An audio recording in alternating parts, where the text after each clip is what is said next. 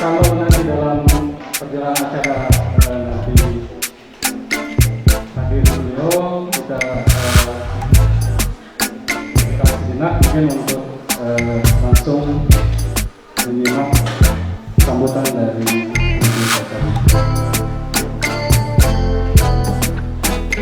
silakan diisi dulu yang di depan tempat duduknya.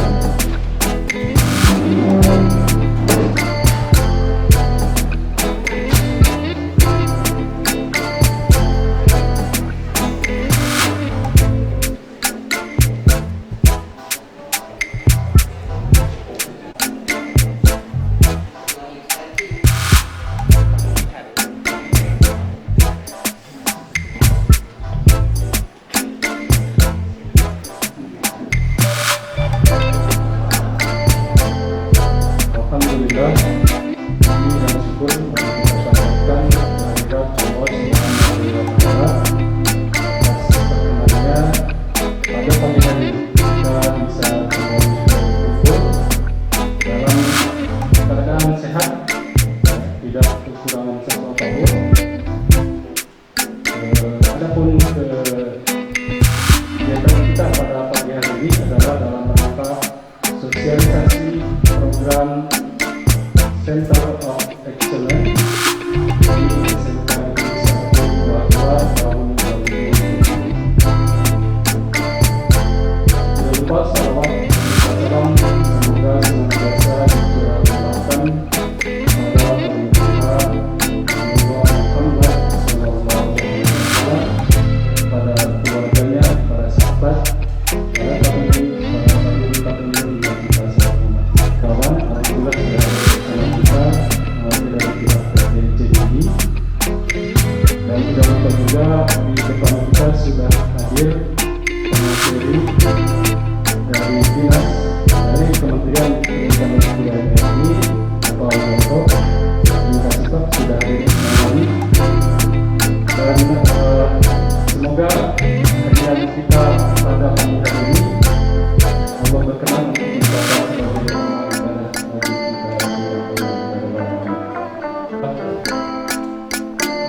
acara berikutnya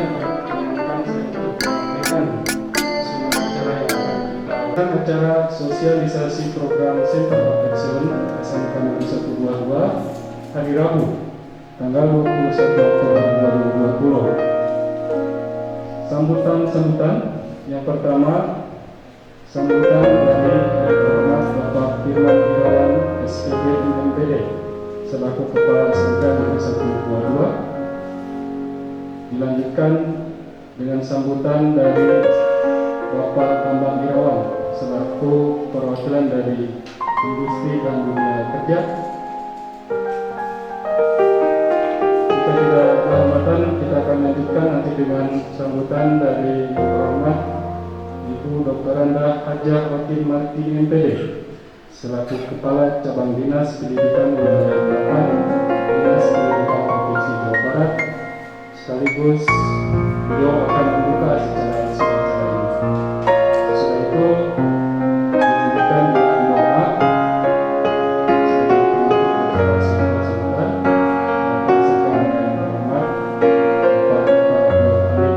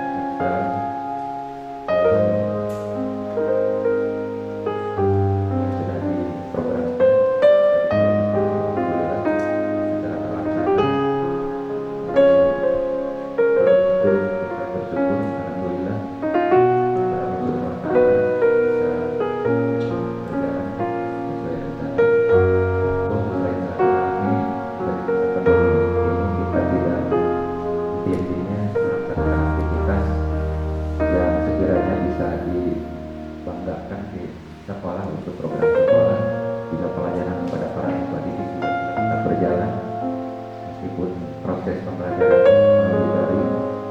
Kita tidak intinya melayani para siswa sebagai customer kita yang harus kita layani secara optimal.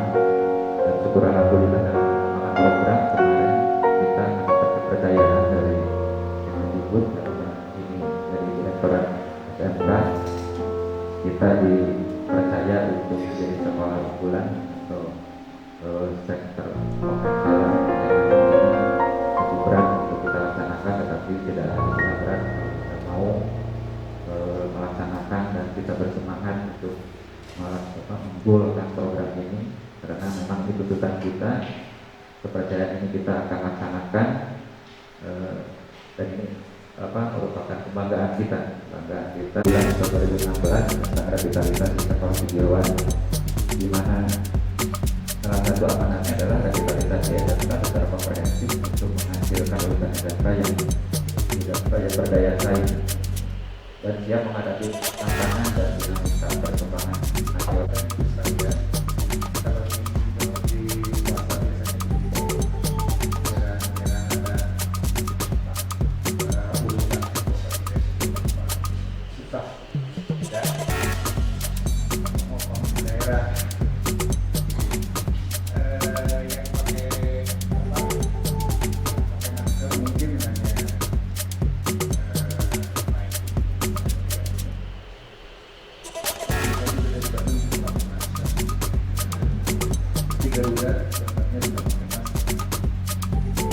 Ini bagian dari banyak job yang kejadian sekarang dengan adanya ini,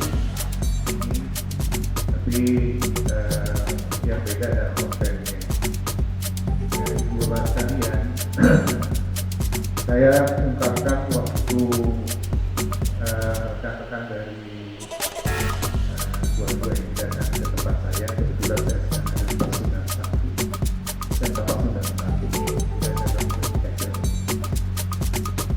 itu saya sampaikan bahwa seharusnya bukan dibuka dulu kan ya, sekarang namanya apa ya, kan pagi sudah hampir 40 tahun ada yang salah di Indonesia ini. Seharusnya dunia pendidikan itu dibentuk. Tombak itu adalah makanya Jepang kenapa maju, karena kaitannya sudah mengatakan seperti itu. Masih berapa orang guru lagi yang masih hidup, gitu kan? Jadi yang dilihat itu pendidikan. Teknologi apa yang kenapa kita kalah perang lawan Amerika, bukan itu. Jadi pendidikan. Jadi saya pikir ide ini mungkin absurd ya, nyeleneh di luar kebiasaan kita yang selama ini 60 tahun terus seperti ini. Saya bisa mencontohkan atau saya tidak tahu apakah saya pernah berbicara di sini. Misalnya ini, saya juga dari SMK STM dulu, lulus tahun 71 dan saya terus di. Nah, yang menarik ketika saya uji kompetensi dulu itu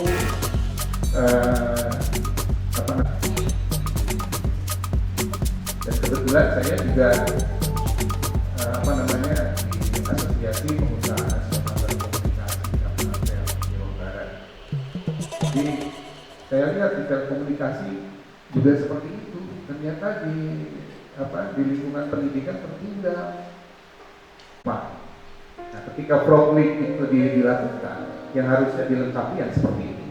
Sektor-sektor of excellence itu menjadi betul-betul excellent. Jadi siap menghadapi lingkungannya. Saya kasih kemarin teman-teman saya berikan inputan. Kalau mau jadi sektor of excellence, coba buat. Jadi tidak hanya satu PKJ saja, tapi juga semuanya harus jadi satu, integratif. Gimana caranya ada produk yang integratif kemudian bisa dipasarkan dan diikuti oleh lingkungan. Itu menurut saya jauh lebih keren. Karena banyak hasil penelitian yang jadi hanya sekedar pajangan di perpustakaan skripsi, tesis, disertasi, itu semuanya jadi pelajaran yang kalau dibaca oleh kita, terutama masyarakat awam, dengar tidak ngerti, baca itu tidak ngerti, karena tidak pernah hasil penelitian tidak pernah masuk ke Quran, tidak pernah jadi bahasa yang populer di masyarakat. Jadi masyarakat tidak tahu. Mereka tidak tahu itu yang namanya ITB mengembangkan karbon yang luar biasa, ya, hanya ada satu-satunya di dunia, sehingga mudah dibaca. Nah ini dapat pemeringkatan. Hampir semua item yang diukur tidak ada yang dalam angka 60 untuk ya SMK maupun perguruan tinggi. Soft skill-nya terutama. Ya, soft skill. Dan yang memprihatinkan adalah kepemimpinan itu hanya 20 angka. Kemudian yang menarik lagi adalah kreativitas. Nyaris tidak ada kreativitas. Jadi bagaimana yang diperintahkan, nggak punya kreativitas.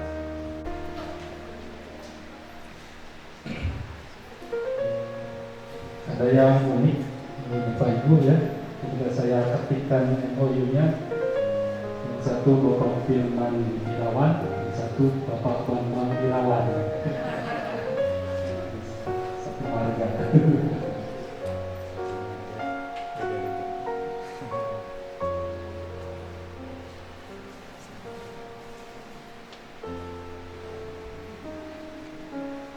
Kemudian untuk saksi-saksi mungkin nanti menyusul ke meja.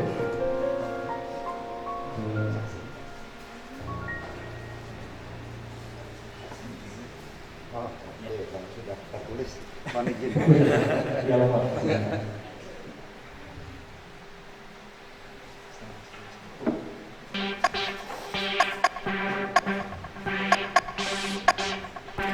Terima kasih Bapak. Tepuk tangan Bapak Ibu sekalian dengan ditandatangannya MOU ini, maka secara sah pihak sekretariat bisa dua-dua bekerjasama dengan PTPD dan kami bersama dengan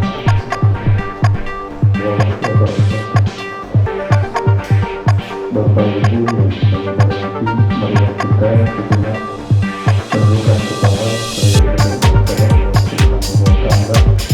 mudah-mudahan acara yang terselenggara pada kegiatan hari ini diberikan kemudahan kelancaran oleh Allah Subhanahu wa Ta'ala. Amin ya rabbal alamin. Astagfirullahaladzim.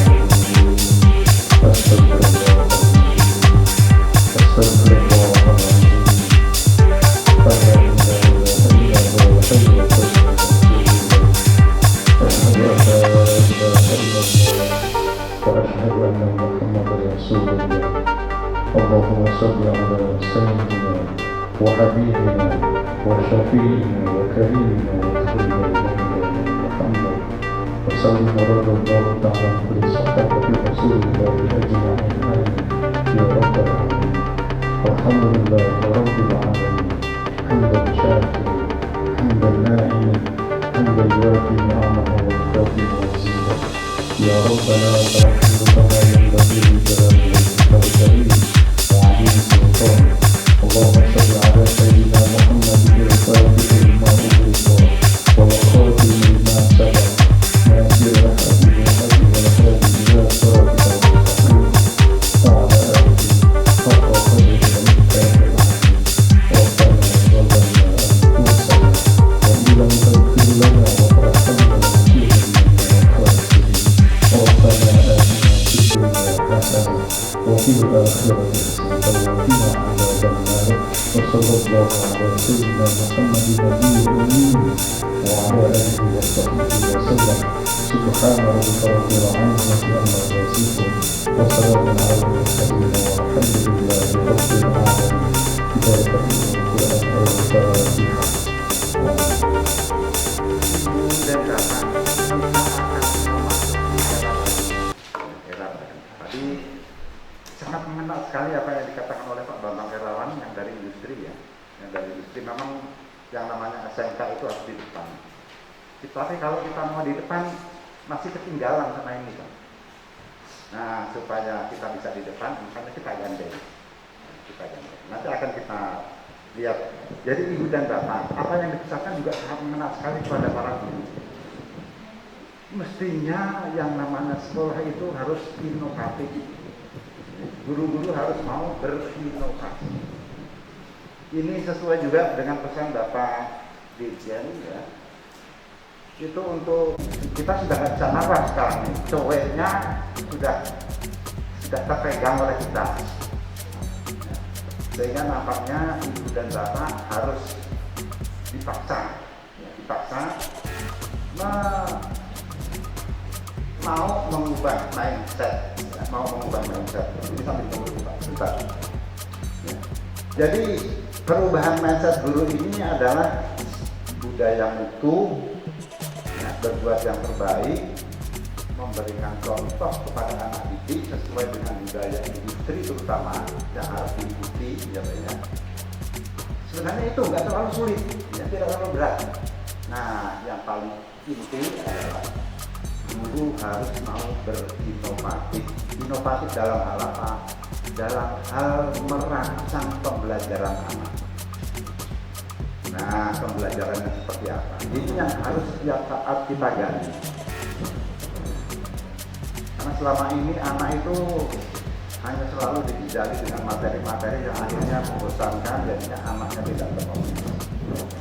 Terus para guru ini juga diberi kesempatan gitu ya. Dengan adanya sertifikasi guru itu diharapkan kemampuan guru di dalam melakukan riset, melakukan penelitian yang langsung diterapkan pada proses pembelajaran terlaksana, kenyataannya nol besar. Jika kita memberikan contoh, itu contoh yang soft skill-nya bukan contoh yang hard skill-nya, bukan. Soft skill itu, yang namanya soft skill itu kan adanya di sini, kata ya, kemudian pada saat perbuatan. Jadi kalau misalnya ada anak berjalan, maaf ini Pak Komite ya, saya di depan. Ada anak SMK ini kan, saya anak SMK jalan, kemudian melihat ada botol aqua kosong di tengah jalan. Kalau ibu dan bapak mungkin mengharapkan botol aqua kosong tadi itu kan diambil, ya, dibawa. Tapi kalau anak SMK nggak begitu Pak. Nah terus kebetulan nendangnya itu pastinya ada gurunya yang lagi jalan gitu ya, jalannya membelakangi, tuh. Nah, sama biasa kita bawang. Nah, hal seperti ini Pak Dan, ini sudah jauh sekali bertolak belakang dengan dulu ketika tahun 60-an Pak. Bangsa Indonesia ini dikatakan bangsa timur yang beretika, berbudaya nomor wahid, etikanya sangat baik. Ada satu contoh yang sangat bagus sekali. Suatu saat saya pernah mengikuti diklat manajemen di Brunei 1 bulan. Nah suatu saat sore-sore saya mau jalan ke kota karena tempat maktabnya itu atau tempat diklatnya itu agak jauh dari kota, maka saya harus naik bis kota. Nah ketika naik bis kota itu saya begitu naik tidak ada kursi kosong kecuali kursi yang ada seorang perempuan sama ponakannya. Nah terpaksa saya harus duduk ya separuh lah begitu ya, di satu deret kursi ketiga. Belum ada COVID waktu itu, jadi masih dulu. Nah pada saat bis berjalan itu saya memperhatikan si ponakannya perempuan itu tadi mainan tasnya kasurnya, mainan tas kasurnya. Kemudian dia korek-korek, dapatlah permen Pak. Dapat permen. Nah, lalu karena dia membuka permen itu kan susah Pak. Dia minta tantenya menyobekkan. Nah, lalu sama tantenya itu permen itu disobek, plastiknya. Lalu setelah disobek diberikan kepada si anak. Jadi permen bungkus permen ini sama anak itu dia masukkan ke dalam saku, dia menggunakan jaket. Tapi dalam hal kebersihan kedisiplinan sudah jalan.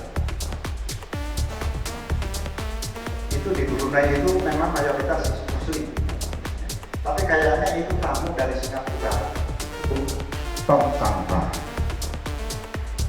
Menuju tong sampah. Lalu dia kodok satunya, ambil plastik tadi, plastiknya dibuang, dia dibuang. Sampai di situ ibu dan bapak satu buah-buah yang mendapatkan program COE. Program COE ini dirancang tidak hanya seperti sekolah RSDI, sekolah unggulan, katanya, tapi ini kita akan coba berlanjut. Jadi tahun ini kita mensosialisasikan sambil membangun sarana, menyiapkan sarana. Terus nanti tahun keduanya kita mencoba menyiapkan TK, Teaching Factory. Bagaimana pembelajaran yang berbasis pada kita akan fokus pada itu. Jadi nanti sekarang bangun ruang TK-nya TKJ mungkin ya. Nah, nanti tahun depannya itu bagaimana caranya mengisi ruang itu supaya betul-betul menjadi kelas TK. Kemudian tahun ketiganya tahun 2022 ini harapannya atau rancangannya meningkatkan kompetensi ibu dan bapak, terutama kompetensi keterampilan yang diharapkan oleh ibu dan bapak. Hanya itu 1 bulan. Jadi harapannya nanti setelah COE berjalan sekolah ini menjadi unggulan. Unggulan itu maksudnya apa? Supaya sekolah lain bisa berkiblat atau meniru atau ikut menikmati apa yang dilakukan oleh sekolah. Nah, karena kita akan menjadi kiblat, maka harus kita bebenah. Apa yang harus kita benahi? COE sengaja menyediakan dana untuk membenahi tadi. Nah, yang di dalamnya itu harapannya atau kegiatannya itu menata kembali ruangan praktek yang ada. Program Direktorat, di mana program ini dari seluruh Indonesia ada kurang lebih 86 sekolah yang mendapatkan ini. Dan untuk di Sumedang yang mendapatkan hanya 3 sekolah dan negerinya hanya 1 buah-buah. Sangat berat. Hanya buah-buah. Dan Kabupaten Bandung juga 3 sekolah. Itu untuk kehadapan diberi kepercayaan hanya 6 sekolah. Ya. Tidak mudah untuk bisa diberikan program ini karena dari sekian sekolah ini aja yang swasta dapat 2 sekolah tambah negerinya 7 yang diberikan. Artinya bahwa ibu dan bapak saat siap menerima ini ya, harus bisa diimplementasikannya dengan baik. Kami mengajak pada ibu dan bapak, yuk kita buat, walaupun buah-buah ini adalah paling sebelah mana sedang, sebelah baratnya sedang. Tadi saya pinjam dibantukan seperti Jakarta, tapi kan buah-buah kamu sendiri dengan berbagai kelompok. Kita cari juga jalan-jalan karena ada yang market. Nah, kita berbagai pas bangun Jakarta bu, nah itu lomba pohon dengan kan dari yang kita kan Jakarta rasa buah-buah atau buah-buah rasanya. Tapi lebih nyaman di sini karena ini ada program COE. Hadir bersama ibu dan bapak. Saya akan jelaskan perkenalkan dulu ini yaitu sebagai Iduka yang memang harus bersanding bermitra dengan Iduka. Juga Pak Pendamping, Pak Direktur, terima kasih tidak lepas dari Pak Pengawas Pembinaan didukung oleh Komite, juga respon dari Ketua MKKS. Direktorat memang menunjukkan kegiatan program ini CO ini sudah pernah ditayangkan YouTube mulai Juli 2020. Program ini sebelumnya sudah dibuat dirancang oleh Pak Direktur. Kebetulan Pak Direkturnya bersambung gitu ya. Kan sebelumnya Pak Bahlul ini udah Direktur SMK. Setelah itu kan ada start dulu ya, bahwa ada pengalihan para pejabat eselon di Kementerian meningkatkan kompetensi gurunya, outputnya adalah pada siswanya harus berkompeten ya. Maka tujuan COE ini adalah untuk meningkatkan SDM di Indonesia. Nah, tentu dengan revitalisasi SMK secara komprehensif untuk menghasilkan lulusan SMK yang kompeten. Bagaimana bisa kompeten kalau fasilitasnya tidak diakomodir? Saprasnya sedang dibangun, diberikan, alatnya diberikan. Sekarang pendidiknya yang harus diberikan penguatan, ditambah adanya mitra kerja dengan Iduka, ya, sehingga program COE ini dan SMK memiliki rekam jejak tingkat penyerapan lulusan di Iduka yang baik. Jangan lupa lulusan-lulusan ini perlu dipantau. Di manakah anak-anak setelah lulus? Ulah culden, tapi tetap dipantau. Berapa orang yang menjadikan kapasitas BMW bekerja, melanjutkan wirausaha, ya. Pada umumnya kalau SMK sedikit untuk melanjutkan, biasanya bekerja dan wirausaha. Tapi sedih kalau terakhirnya adalah banyak pengangguran. Untuk itu perlu dididik penelusuran lulusan harus ada. Kan tidak menentukan ya, harus otak kiri otak kanan kerja kok. Siap, supaya tidak ada keseket. Tadi lakukan dengan gerakan yang sama ya. Ya. Hari ini saya senang sekali saya hadir di SMK Negeri 2, hadir bersama Bapak dan Ibu. Bapak-bapak dan Ibu yang terpilih. Saya senang karena hadir ada Bapak pengawas, ada Bapak dari Iduka, ada Bapak dari pendamping, ada Bapak Ketua KKS, Bapak kepala sekolah, Bapak ketua komite, tapi tidak ada Ibu. Lalu Ibu dan Bapak tentu memiliki kakak dan adik. Jika cerita kepada adik, kakak ada apa adik? Ibu kesini, kakak ingin ke Ibu, ada apa? Ingin belajar. Oke, Bapak dan Ibu, adik-adik senang, ceria, gembira pada Bapak dan Ibu, tepuk tangan kacau. Karena artis masih banyak ini.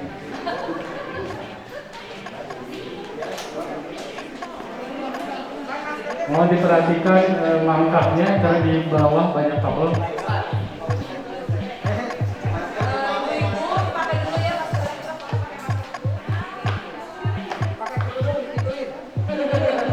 Pakai kerudung juga boleh.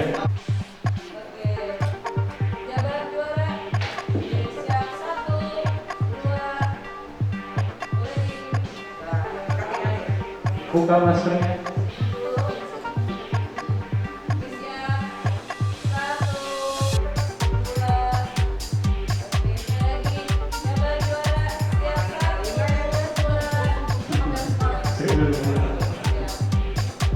Baik. Ya, sudah. Silakan ibu-ibu.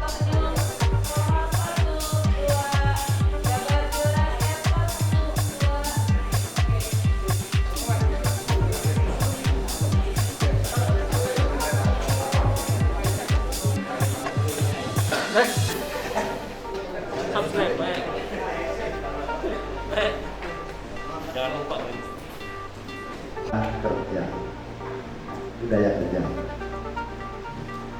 Nah, nanti budaya kerja akan saya kupas sendiri. Ibu dan Bapak, ini dari pengalaman, ya, dari pengalaman. Ternyata berani mengambil resiko, mengambil satu kebijakan yang berbeda dari yang lain. saya yakin Pak Firman itu sudah menjadi orang yang penting juga lah, yang bekerja sama dengan program keahlian IHL saat ini. Saat ini yang menjadi mitra adalah PT Usaha Menara Indonesia Suzuki Bandung, Pak. Yang seperti nanti tadi adalah PT CMI-nya ya. Kalau tempat yang lain kita banyak termasuk rezeki, Sumedang, dan bengkel-bengkel lain yang masih banyak. Pertanyaan saya berikutnya, Bapak merasa sungkan atau merasa enjoy atau merasa biasa-biasa saja sih Pak ketika berhadapan dengan teman-teman yang ada di industri ini?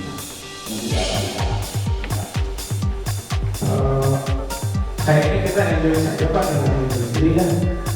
Terus kita juga bisa lebih komunikatif dengan keadaan di industri sebenarnya, karena kan langsung dengan SPM yang menangani kalau di informatik servis langsung.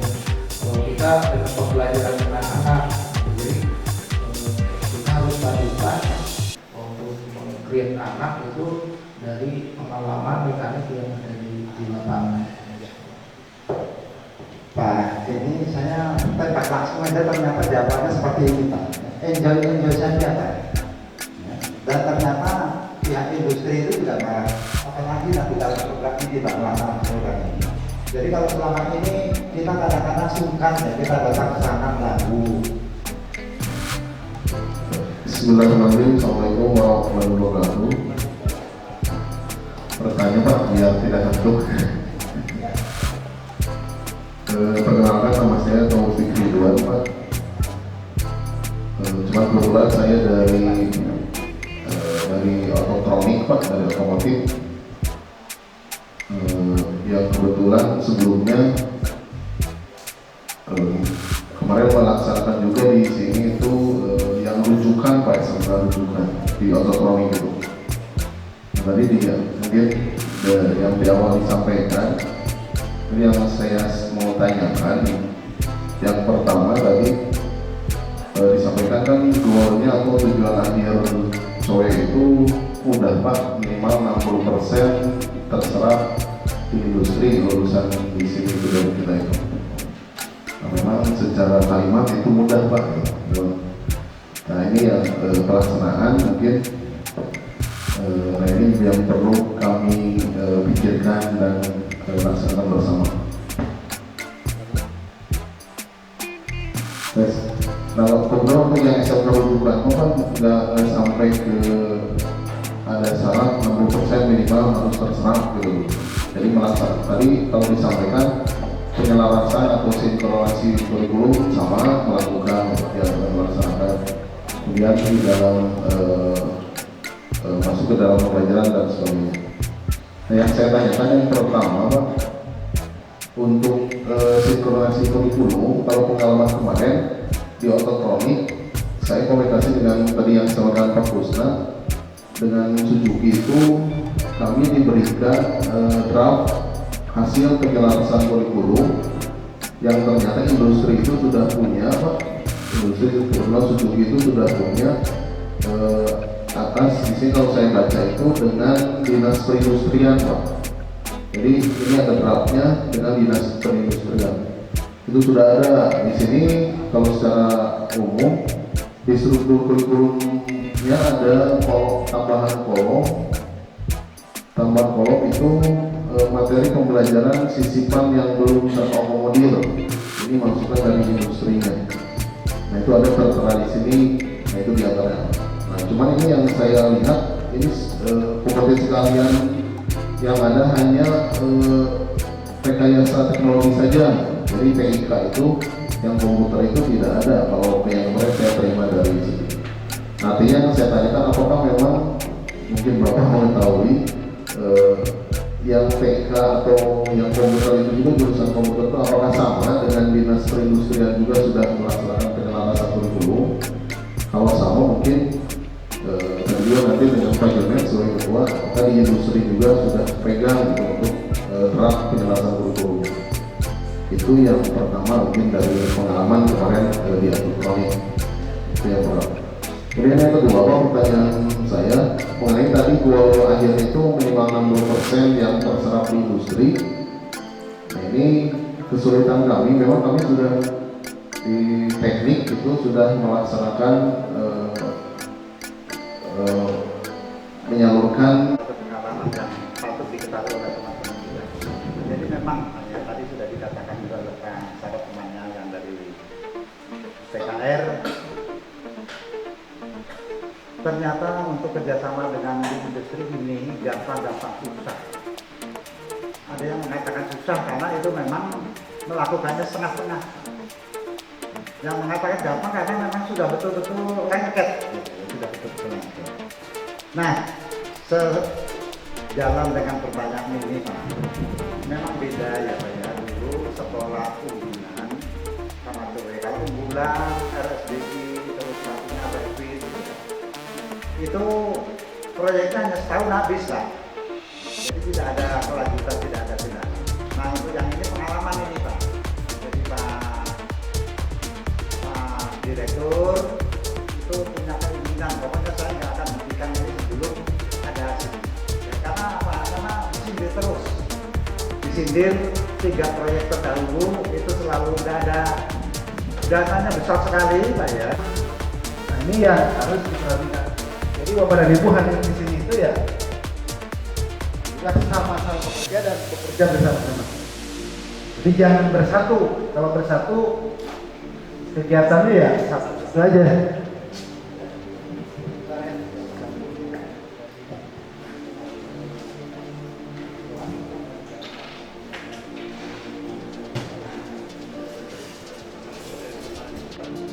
Halo, selamat sore.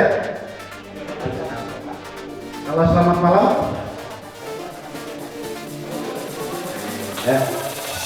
Ya, selamat pagi. Selamat siang. Selamat sore. Selamat pagi. Selamat malam. Ini konsentrasi. Ini selamat malam. Baik, tapi minimalnya sudah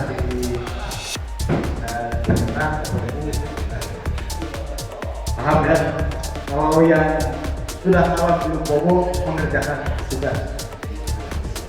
Baik Bapak dan Ibu, kita akan masuk ke pembelajaran berbasis proyek.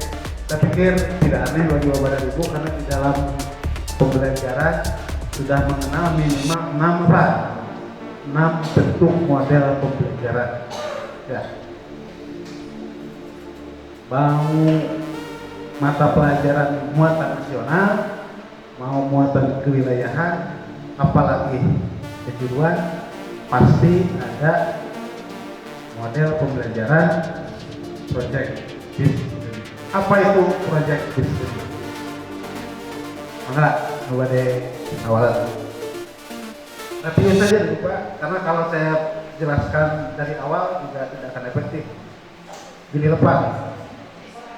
Maka usaha pasti berbasis proyek, berbasis keuntungan begitu.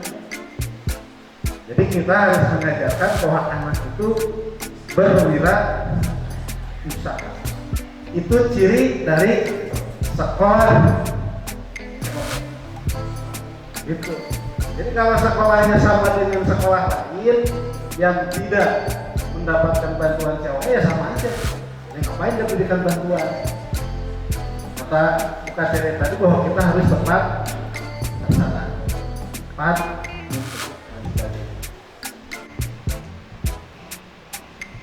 Proyek nyata dalam kehidupan yang didasarkan pada motivasi tinggi.